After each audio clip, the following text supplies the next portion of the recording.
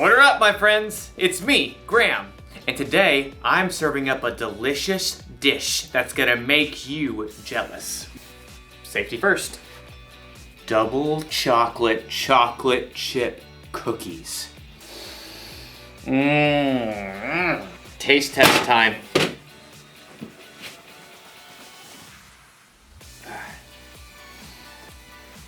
I'm just kidding.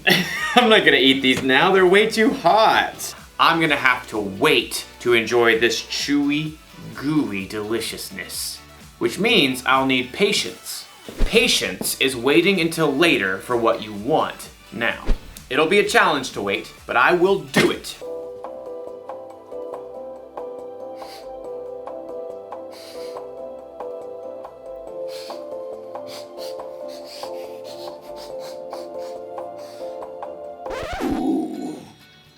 Do you smell that? Well, no. You wouldn't. So, let me try and describe the smell for you. Imagine you're walking along a beach made entirely of chocolate. The chocolate ocean is waving nearby. And as you breathe in, the air is a warm chocolate breeze. That's what it feels like to be in the presence of these cookies. Maybe just one bite. No cookies. Oh, I've got to think about something else. Light vegetable oil, mannequin, crock pot, cookies. No! Ah! Time to put these away. There. Now it will be easy to wait.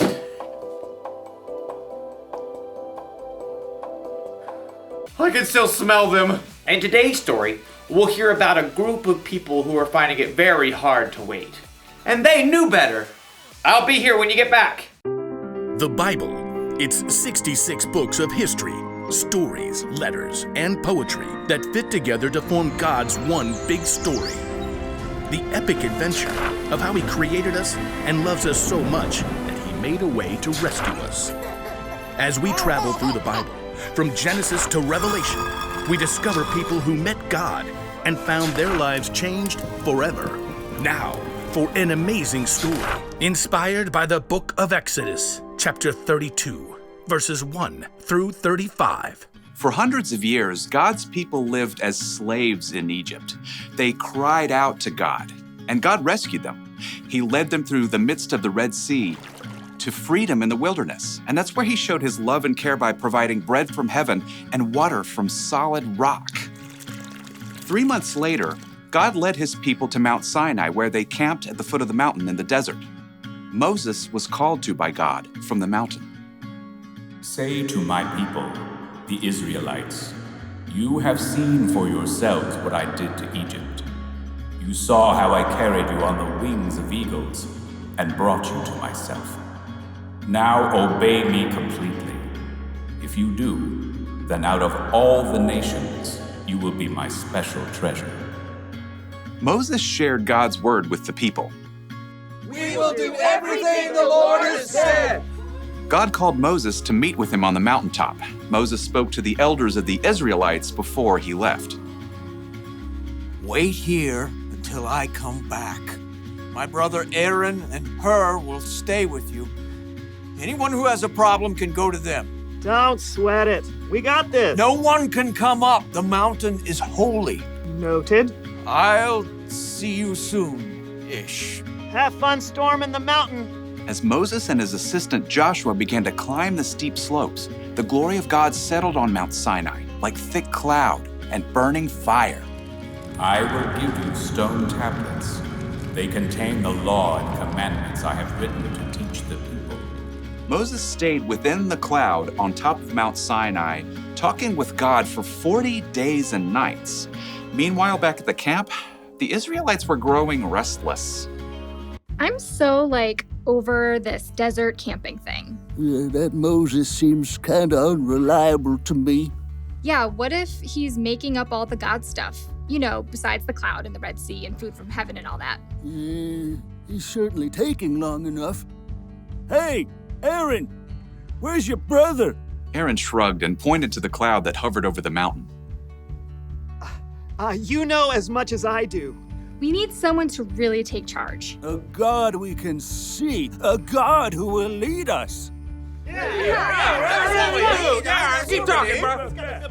Moses may have brought us out of Egypt, but he's just disappeared. Poof. What are you gonna do, Aaron? Aaron was tired of the people's complaining, so he buckled under pressure. Give me all your gold jewelry. Aaron took all the gold the people brought him and melted it down. Then he shaped it into the form of a golden calf.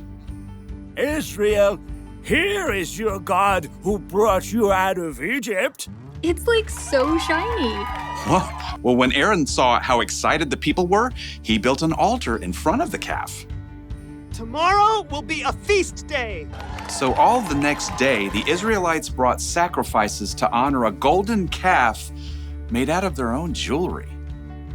The people ate, drank, and danced wildly in front of the statue.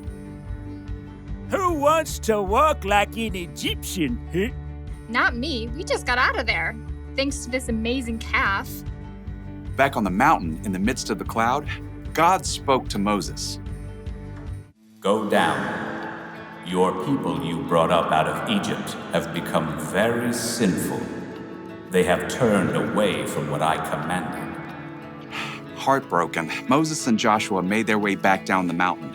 Moses carried 2 heavy stone tablets covered with the laws God had given. The 2 men stopped in their tracks. Wait, is that the sound of war? It's not the sound of winning or losing. That's singing. Moses and Joshua picked up their pace, scrambling down the mountainside. As they approached the camp, Moses saw the golden calf. Dazzling in the sunlight, the Israelites danced wildly around it. Inconceivable! Moses was so angry, he took the stone tablets and hurled them to the ground. Stop! Stop this at once! The music and dancing stopped. Moses marched right through the crowd, right up to the golden calf. Aaron tried to sheepishly duck away, but Moses spotted him at once. What did these people do to you? How did they make you lead them into such terrible sin? Okay, don't be angry. You know how these people are. They said, make us a god to lead us. And then they gave me their gold jewelry. And I threw it into the fire, and out came this calf. Aaron couldn't look his brother in the eye. They both knew the true story. Why didn't you wait for me? The people are running wild. We've become a joke to our enemies. Moses toppled the golden calf into the fire to burn. Then he ground the golden calf into a fine powder and scattered it on the water. Drink it, all of you. This is hard to drink. Oh, my stomach feels downright awful. God helped his people over and over, but when they had to wait, they forgot his goodness. They chose their own way, and the consequences weren't so golden.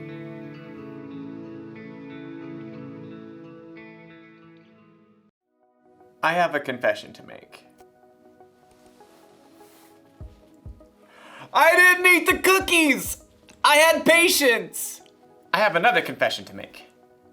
Sometimes I don't have patience. No, sometimes I'm more like the Israelites in the story. I trick myself into thinking I can't wait for what I want. Have you ever done that?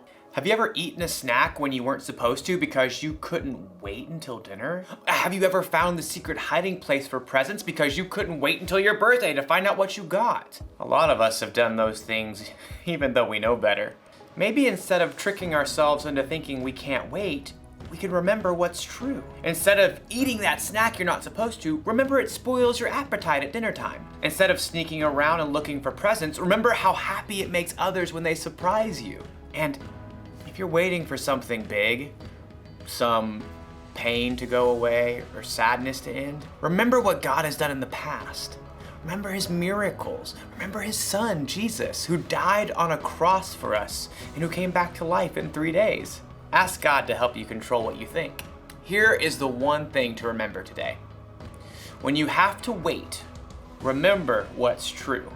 It sounds easy to control what you think, but really it takes practice. Start now and who knows? Someday you may find yourself on a chocolate beach, near a chocolate ocean, feeling a warm chocolate breeze. Ew! Chocolate seagull. I don't think I'm hungry anymore.